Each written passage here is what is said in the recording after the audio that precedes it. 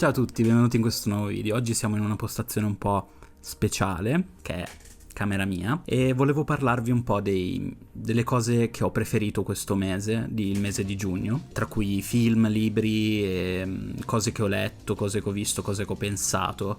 Ho pensato che fosse carino come video, per farvi anche vedere come magari ricerco l'ispirazione, o magari come anche può fluttuare nei mesi. Fatemi sapere se vi piace, iscrivetevi se non siete iscritti e iniziamo. Allora, io ho preso questa idea da una tizia di cui vi parlerò dopo. Non è l'unica a farlo, però lei utilizza proprio un Google Doc così, quindi shout out, e il nome non me lo ricordo, dopo tanto uscirà. E ho diviso un po' le categorie cercando di dare un senso, e partendo dai media, che sono forse la mia cosa preferita. Allora, è stato un mese in cui mi sono riscoperto tanto, è un mese in cui ho ripreso attivamente la ricerca di quello che mi piace e quello che mi ispira, un mese in cui ho lasciato indietro tante cose, tra cui molte distrazioni e molte cose che mi impegnavano la testa perché avevo paura di guardarle, cosa ci fosse dentro.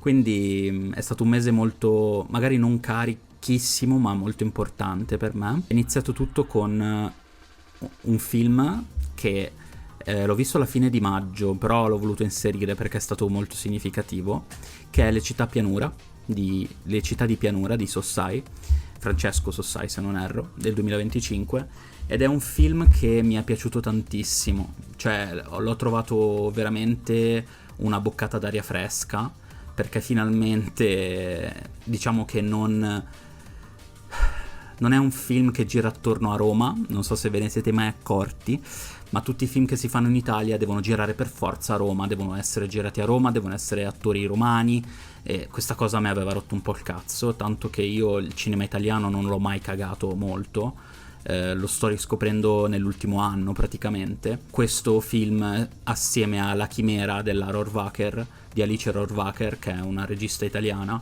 che vi consiglio assolutamente, è stato un po', come dire, una svolta. Cioè, quando ho visto questo film, dopo aver visto anche La chimera di appunto Alice Rohrwacher, ho pensato, cavolo, ma allora in Italia si fanno le cose belle, è possibile fare cose belle? E niente, esistono. Quindi l'ho guardato su Mubi, credo, sì, su Mubi. L'ho guardato senza pretese, nel senso che non sapevo cosa aspettarmi. Sapevo che avesse vinto dei premi, avesse vinto delle cose, forse ha partecipato anche a Cannes, però ho detto, vediamo. E mi ha stupito tantissimo. Mi ha stupito su tutti i livelli, la trama non va dove pensavo io, mi ha stupito l'idea dell'architettura mischiata all'arte, mischiata alla pianura, perché come si evince dal titolo è un film che parla di pianura, veneta per il preciso, e mi ha ricordato un po' anche la generazione dei miei genitori, quelle persone che fanno fatica a lasciare indietro gli anni 80, gli anni 90, anni in cui è difficile in generale lasciare indietro la giovinezza, però per loro ha buon motivo, nel senso che gli anni 80 e gli anni 90 sono stati molto belli. Dipende dai punti di vista, ovviamente, però l'uomo medio, quello di cui parla questo film, l'uomo medio si è divertito negli anni 80 e 90. E in connubio a questi due protagonisti, più vecchi, diciamo così, c'è un ragazzo giovanissimo che studia architettura per l'appunto, e li obbliga subdolamente magari a portarli in quel monumento, portarli di là, portarli di qua, e invece loro cercano di infondergli la tranquillità, la spensieratezza e il non pensare al futuro, cosa che invece noi, magari più giovani, io più o meno, dobbiamo fare molto di più rispetto a come si facesse prima negli anni 80. Quindi è un film che visivamente è stupendo, la trama è veramente bella, non è un film di Haneke, però anche la trama fa la sua. Mi è piaciuto tantissimo la ricerca anche dei font, dei colori, super consigliato, insomma. Poi ho visto Dolor y Gloria di Almodovar del 2019, e questo è un film molto particolare, tra virgolette, nel senso che come tutti è un film di Almodovar, quindi gira molto attorno ai sentimenti, all'arte e a tutte queste cose. Tra l'altro l'attore protagonista è quello della gallina. No, scherzo, però non mi viene effettivamente il nome. Lui, aiuto, Antonio Banderas, Madonna che lapsus. Un Antonio Banderas silenziosissimo, super malinconico, super dolorante, racconta proprio la storia del protagonista e della sua infanzia, delle persone che ha conosciuto nella sua infanzia, quando ha capito di essere omosessuale, e il suo, se non erro, unico grande amore, che è questo, vabbè, ormai signore, e la loro storia sia nel passato sia nel presente, senza spoilerare niente. E lui è un artista, quindi parla anche di come è uno scrittore, quindi parla anche molto di blocco creativo e del suo percorso creativo, di quello che mette, no, è un regista, scusate, di quello che mette nei suoi film. Quindi c'è anche molto il discorso tra biografia e finzione. Insomma, è molto bello. Lui è un regista, nel film è un regista di grande successo, però non è felice, ha tanti dolori, è una persona molto fragile e soprattutto emotivamente probabilmente, però è cresciuto in quella Spagna che non ti permetteva, come l'Italia, non ti permetteva di essere troppo fragile. E quindi parla di questa cosa qui. Infatti, oddio, ci ho pensato adesso che quello che sto dicendo ha molto senso se pensate con il titolo, che è, in italiano deduco sia Dolore e Gloria, perché lui è un regista famoso, però insomma ha i suoi traumi dentro, quindi in realtà ha molto senso anche solo il titolo. Poi ho visto I pugni nelle tasche di Bellocchio, che è un film del 65 dove in Francia c'era la Nouvelle Vague, c'era un cinema molto diverso da quello che conosciamo adesso, nonostante i film moderni italiani che ho citato, che sono stupendi, però qui è un altro registro. È un film ancora in bianco e nero, se non erro. È un film che, come si faceva in quegli anni, è molto intellettuale, nel senso che gira molto attorno alla filosofia di quello che è la storia. È la storia di questa famiglia, però diciamo che il protagonista è abbastanza uno e parla del suo rapporto con la sua famiglia, parla di filosofia, parla di eredità, parla di genitorialità, soprattutto essere genitori di se stessi e genitori dei tuoi fratelli, perché in questa famiglia non c'è il padre, non c'è, e la madre è, se non erro, cieca o sorda, non mi ricordo più, comunque è molto disabile.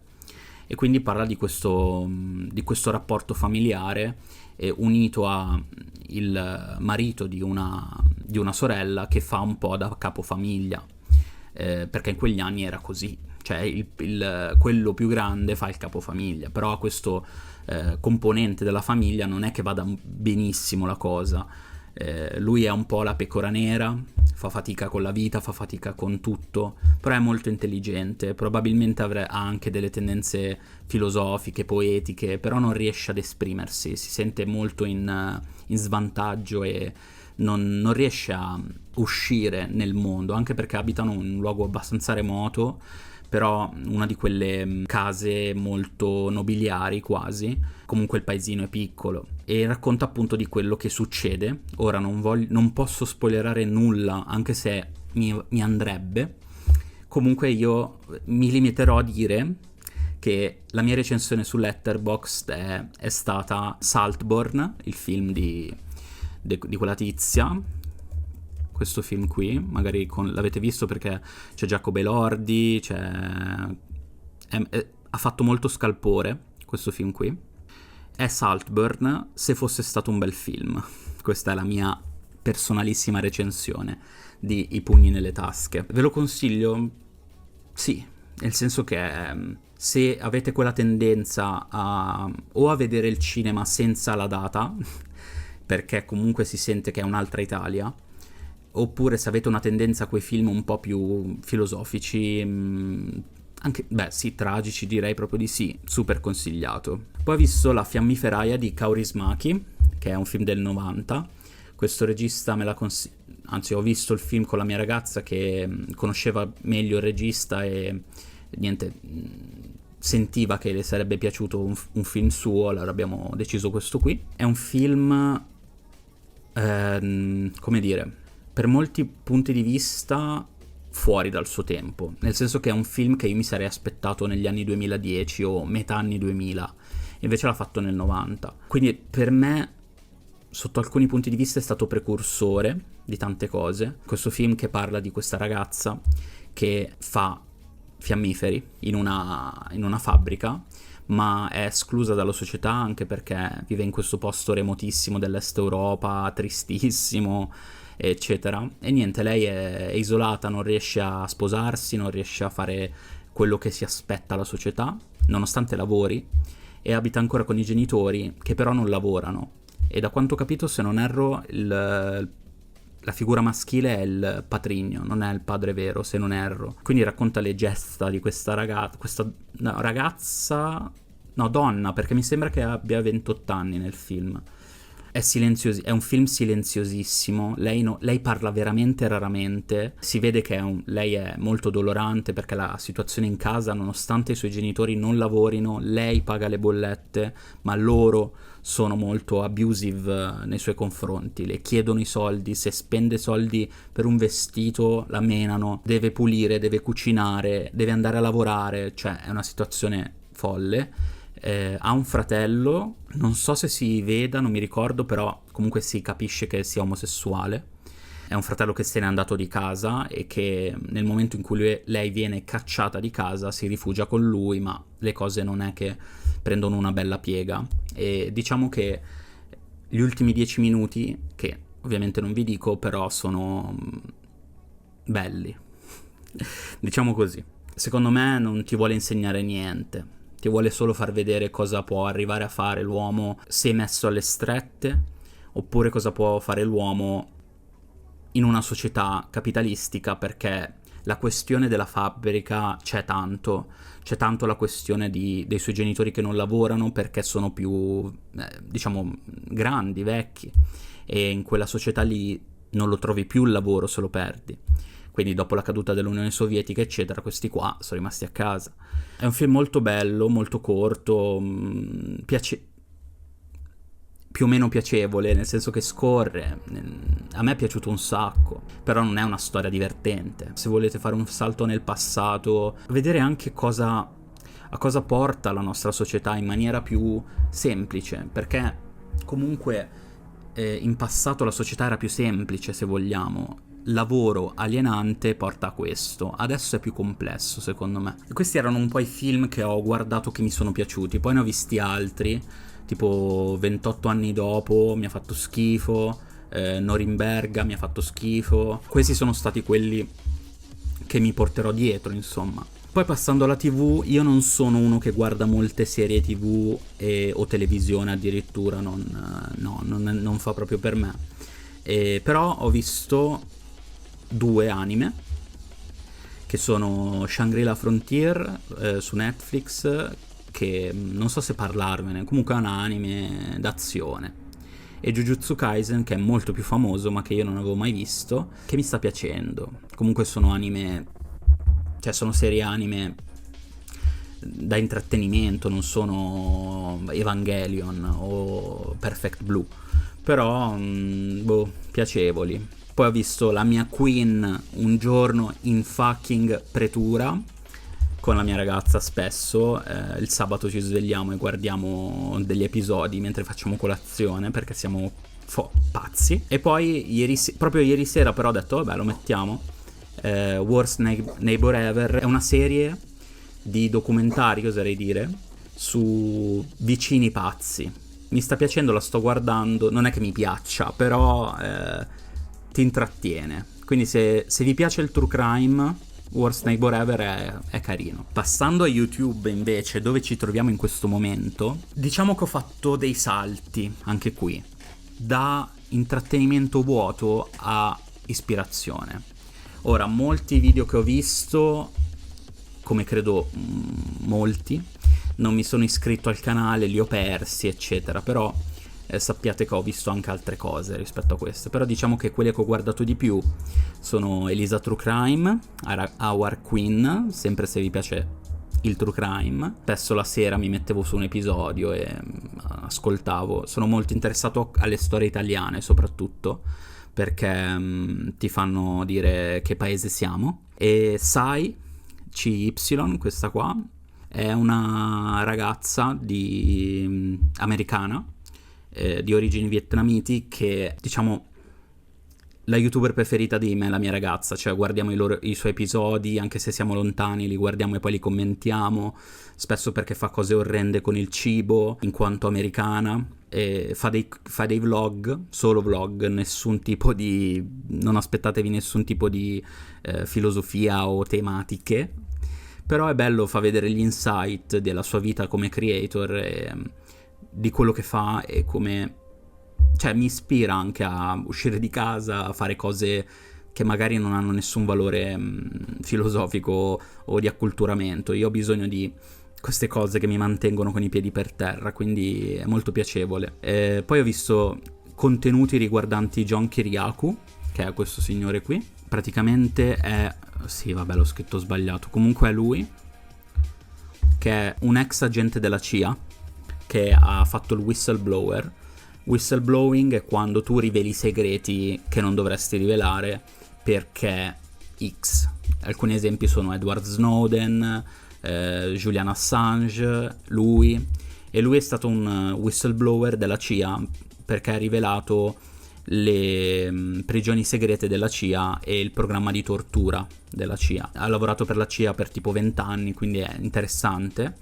E soprattutto è divertentissimo perché racconta le storie che a volte sono terribili, però lui le racconta in un modo che fa straridere. È diventato virale su TikTok, la gente faceva gli edit con le sue storie. Poi c'è Miki Galvin, che è la ragazza da cui ho preso la forza di dire lo faccio anch'io, questo format qui che stiamo vedendo, che sto facendo adesso, che è una youtuber regista, che fa video, fa 2 tipi di video, 3 vlog della sua vita, che io non ho mai guardato, i preferiti del mese, da cui ho preso l'idea, e dei video essè, un po' come me, tipo parla di una tematica.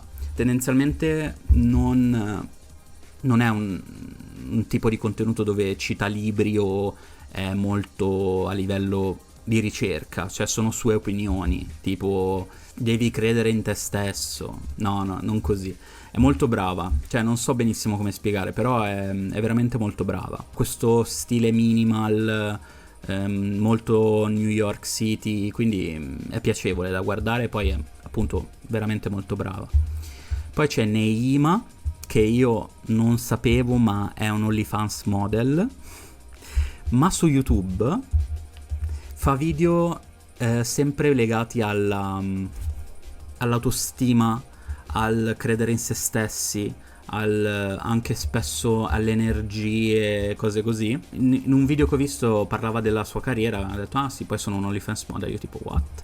E sono andato a vederla, e su Instagram è una persona, su YouTube è completamente diversa, è spesso struccata, come easy. E lei, quando guardo i suoi video, sento molta calma e sento di non dover per forza prendere qualcosa.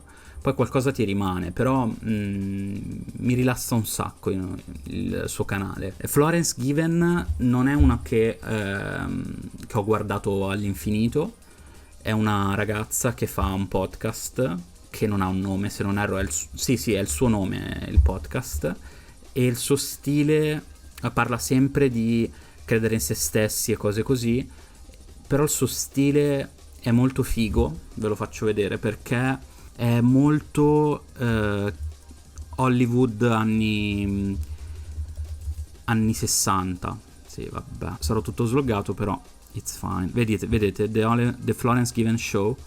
E lei è una ragazza inglese che si è trasferita a Los Angeles e fa questi video molto stile anni 60, molto colorati e molto sempre calmi. Però lei è molto calma ma empowering, tipo ti dice you gotta get your bag, bitch. Cioè tipo è molto energetica lei, non è soothing, cioè non è una calma, un abbraccio, lei è molto empowering. Vedi, fa video tipo if you're feeling stuck, listen to this, how to live come vivere una vita magica e avere tutto quello che desideri, che vabbè, bisognerebbe vedere cosa dice, però non l'ho visto, però lei l'ho trovata molto ispirazionale per quello che voglio fare anch'io. Cioè tutto quello che mi dà energia creativa tendenzialmente lo guardo. E questi erano un po' gli youtuber. Devo dire che poi ho spaziato tanto, cioè dipende anche dalla giornata, eccetera, come tutti. I libri. Allora, i libri non è stato un mese dove ho letto particolarmente tanto, ma è un mese dove ho riniziato a leggere. Come per molti, vado a periodi, e ci sono periodi in cui non leggo e mi devo riobbligare a iniziare. E quindi questo è stato un po' il mese del secondo caso. Mi sono riobbligato a iniziare e ho iniziato con Il giovane Holden, che onestamente mi manca poco a finire, ma non è che mi stia piacendo particolarmente. Non lo trovo, cioè io non lo consiglierei mai Il giovane Holden. L'ho inserito nei preferiti perché volevo parlare di questa cosa di riniziare a leggere, ma per il resto ci piace Il giovane Holden, non giudico nessuno, però non mi sta piacendo tanto. È la storia di questo ragazzo che viene espulso da una scuola, comunque è un figlio di papà borghese ricchissimo, quindi non riesco molto a empatizzare, come si può dedurre dal mio background, non è che mi ispiri più di tanto. Poi ho letto L'uomo che cammina di Jiro Taniguchi, che è il mio mangaka preferito. Mangaka è fumettista in giapponese, e diciamo così, L'uomo che cammina, ve lo faccio vedere. Secondo me, o forse l'ho letto anche da qualche parte, lui è considerato il Fellini dei manga, nel senso che le sue opere sono un misto tra sogno e realtà, ma molto realiste visivamente. Però magari sono personaggi che tornano nel passato, esplorano il rapporto con il padre, vanno in un'altra epoca, eccetera. E in questo caso L'uomo che cammina è un racconto ad episodi, senza una linea temporale, dove c'è questo uomo che cammina e fa vedere tutti i piccoli dettagli che lui nota. In realtà c'è proprio una lezione sulla vita, è una lezione proprio sul a cosa vuoi puntare nella vita. Vuoi puntare ai soldi o vuoi puntare a magari vivere una vita più modesta ma più tua, forse. E non è magari una cosa che rivedo mia o cose così, però è piacevolissimo, è considerato uno dei suoi lavori più belli, anche se secondo me è sni.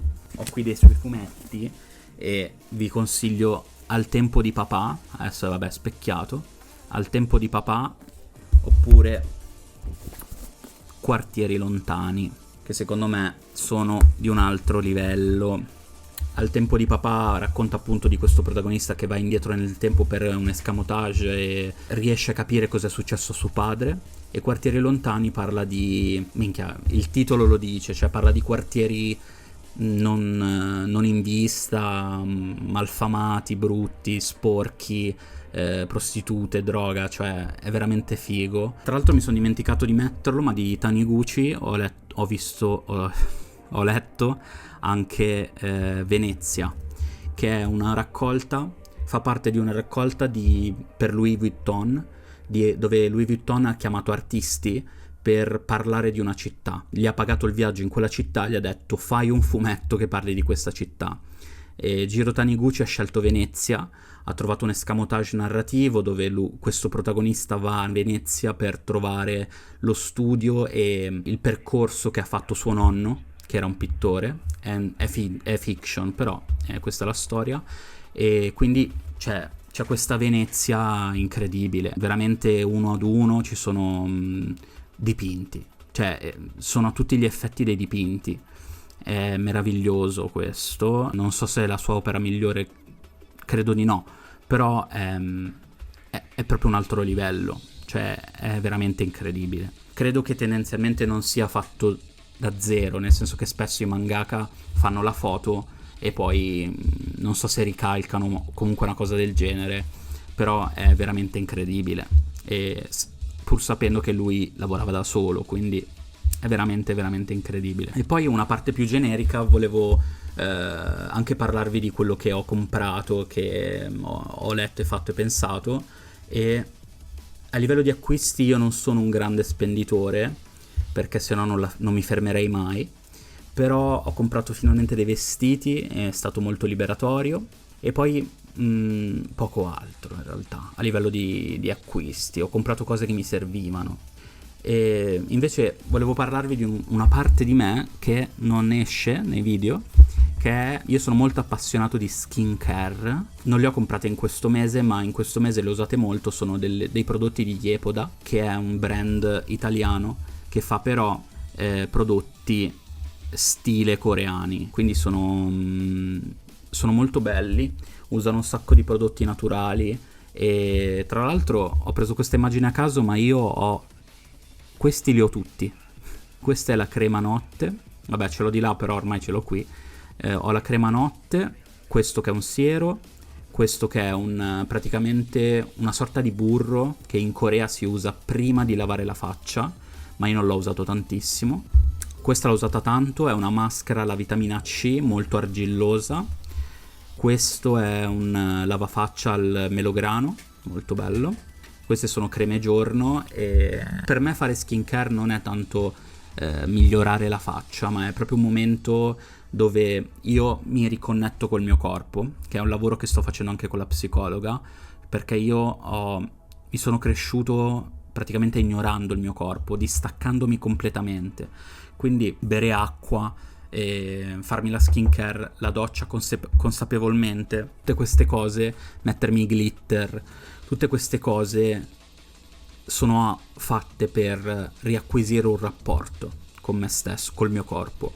E quindi in questo ho scelto Yepoda perché mi piace un sacco, quindi ve lo consiglio, nel senso che sia il brand, non è una DV, sia il brand, ma sia il trovare un modo per riconnettere con il tuo corpo, tua mente, senza aspettative, senza pensare lo faccio per essere più bello, anche se è comunque un risultato, ma farlo per toccarti, per prenderti cura di te e per amarti, volerti bene senza nessun tipo di costrizione della società. Cioè lo fai perché vuoi e perché ti vuoi bene, senza nessun tipo di, che ne so, ma anche solo dire cammino 10.000 passi, cammina e basta, o devo bere 3 litri d'acqua, bevi e basta. Cioè cambiare un po' quella prospettiva da devo farlo perché qualcuno me l'ha detto, e faccio questa cosa senza nessun canone perché mi voglio bene e perché mi fa bene questa cosa. Come ultima parte volevo parlare delle idee e degli articoli tendenzialmente su Substack che ho letto ma non li ho segnati, però volevo parlarvi di più in generale una cosa, ovvero che ho riniziato a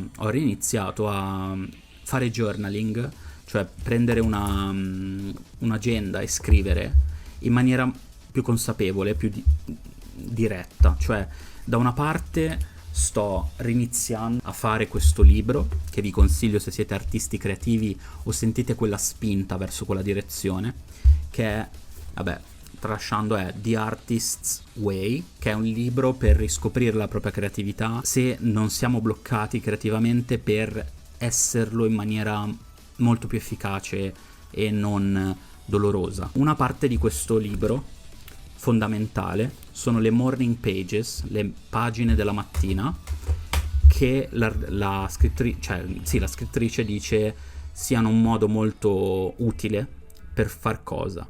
Per lasciare lì le tue paranoie, perché nel momento in cui le scrivi la mattina come prima cosa, unfiltered, tu riesci a lasciarle lì, non le dai valore, te ne liberi.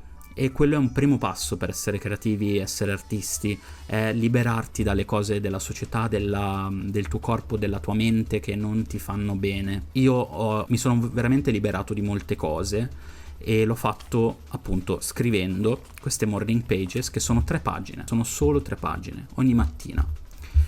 All'inizio lo facevo anche la sera, cioè magari la mattina non avevo energie eccetera. L'obiettivo era farle la mattina, ma se non riuscivo comunque l'importante è farle a un certo punto. Questo mi ha permesso di capire molto di me molto meglio, di liberarmi dei pesi oppure di parlarne meglio in terapia. Quindi è stato veramente veramente illuminante. Da queste morning pages poi magari puoi anche trovare idee per video, per canzoni, per album, per qualsiasi dipinti, qualsiasi cosa tu faccia. È una fonte non filtrata dentro la tua testa, che è meglio non rileggere. Nel libro dice di non leggerle e sicuramente non farle leggere a nessuno. Io non le rileggo mai, però magari scrivendo mi è venuta in mente quell'idea, l'ho scritta, però ce l'ho anche in testa. Quindi secondo me è meglio non rileggerle, cioè le lasci lì, punto. In generale ho iniziato a avere un rapporto intellettuale con me stesso, perché non era un po' tutto morto dentro di me. E invece, per esempio, vedo che all'inizio sono queste 3 pagine e basta, mentre invece più vai avanti e più, per esempio, è tutto pasticciato, tutto disegnato, perché veramente la tua creatività riesce a trovare uno spazio libero, non giudicante, dove potersi esprimere. E quindi è pieno anche di citazioni, di versi, di idee, di cose che voglio fare, cose che devo fare. E in questa parte volevo parlarvi anche di citazioni, e ho letto questa citazione molto bella, cioè, o forse l'ho scritta io, non mi ricordo più, e che dice: puoi leggere ciò che vuoi, ma il segnalibro è ad essere libero. E data la follia mi sembra un po' una cosa mia, però non mi ricordo. E ho pensato proprio a questo, cioè che la metafora è che il libro è un po' tutto quello che fai e che devi fare, ma c'è sempre una parte di te che tu non controlli, che andrà sempre altrove, che tendenzialmente magari è anche la direzione che tu vuoi prendere. E è importante guardare quella parte, è importante capire cosa si vuole fare della propria vita.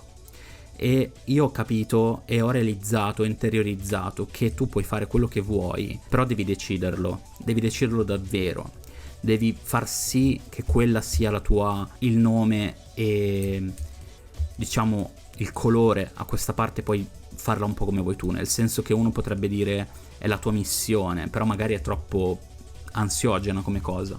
E secondo me in generale devi farla tua, in qualsiasi modo, che tu la veda come una missione, un obiettivo, una chiamata, una vocazione. Alla fine sono sempre nomi per la stessa cosa, però è importante decidere di seguirla, non deciderla a tavolino, voglio essere un cantante, però se lo senti dentro, decidilo e fallo. Ed è paradossale, perché io in questo mese ho fatto pochissima musica, ma ho deciso molte cose dentro di me. Ho deciso che quello è la mia direzione, ho deciso che lavoro a un disco, ho deciso come farlo questo disco, ho deciso la copertina già, e ho deciso la direzione. E se io non mi fossi messo lì a dire le mie ansie, le mie paranoie, ma anche quello che sento dentro, quello che sento vero e quello che sento che possa essere degno di essere messo là fuori, anche solo perché lo voglio io, è stato molto life changing, perché prima facevo musica, ma la facevo all'infinito, ne facevo tantissima, ma non la rilasciavo perché ero senza una direzione. Invece aver deciso, essersi guardati e dirsi ok, queste sono le tue paranoie, le tue paure, cos'è tuo, cos'è oggettivo e cosa ti stai mettendo tu nella testa. E soprattutto, per alcune parti devi essere anche un po' folle per seguire determinate cose. Sei disposto a esserlo?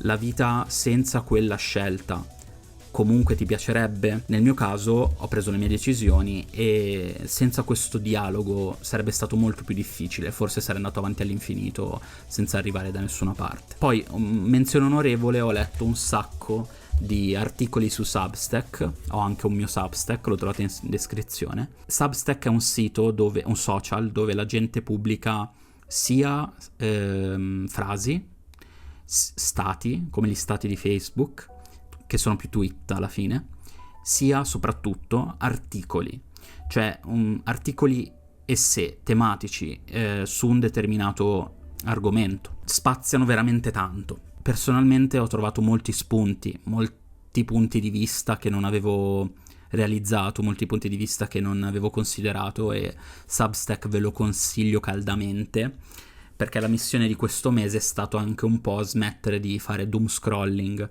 e devo dire che le cose stanno andando veramente molto bene. Però ricordatevi che non bisogna ogni minuto essere ispirati o acculturarsi, a volte anche guardare un film del cazzo va bene, anche doom scrollare, però quando diventa troppo, insomma, noi siamo esseri umani, siamo tutti in una maniera diversa, creativi, vogliamo esprimerci, abbiamo il nostro punto di vista, quindi sprecare il nostro tempo, tutto il nostro tempo libero a guardare uno schermo, a guardare dei reel, non è secondo me una cosa a cui dobbiamo puntare.